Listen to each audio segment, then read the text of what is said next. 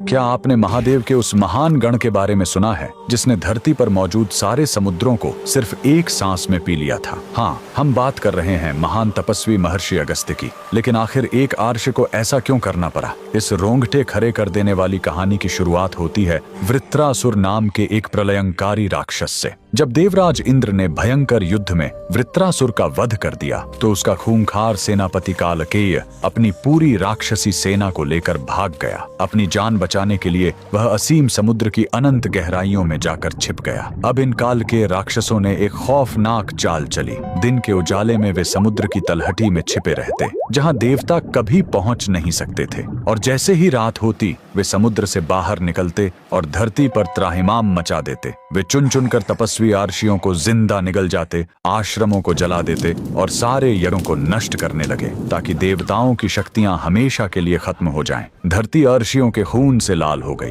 तब देवराज इंद्र और सभी देवता बेबस होकर भगवान विष्णु के पास पहुंचे। श्री हरि ने एक ही उपाय बताया। देवताओं, कालकेयों का वध तभी संभव है जब समुद्र सूख जाए, और इस पूरे ब्रह्मांड में केवल महादेव के अंश और उनके परम भक्त महर्षि अगस्त्य ही यह चमत्कार कर सकते हैं। देवताओं की पुकार सुनकर महर्षि अगस्त्य विशाल समुद्र के तट पर पहुंचे। महर्षि ने महादेव का ध्यान किया और अपनी हथेली आगे बढ़ाई, और फिर ब्रह्मांड का सबसे अकल्पनीय चमत्कार हुआ। हजारों योजन में फैला वह गरजता हुआ असीम महासागर महर्षि के प्रचंड तपोबल के आगे विवश हो गया।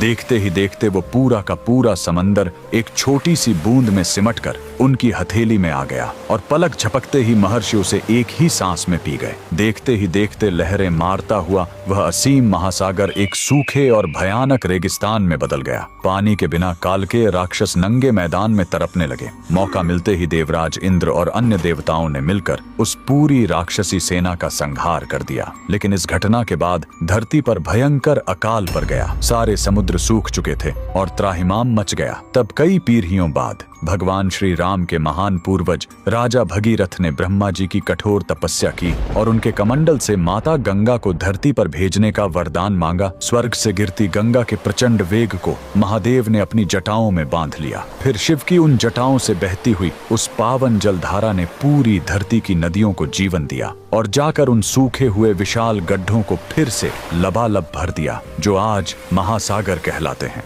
अगर महादेव के इस महान भक्त के तपोबल और माता गंगा के इस अद्भुत अवतरण ने आपके रोंगटे खड़े कर दिए हों, तो कमेंट्स में पूरी श्रद्धा से हर हर महादेव और जय गंगा मैया जरूर लिखें।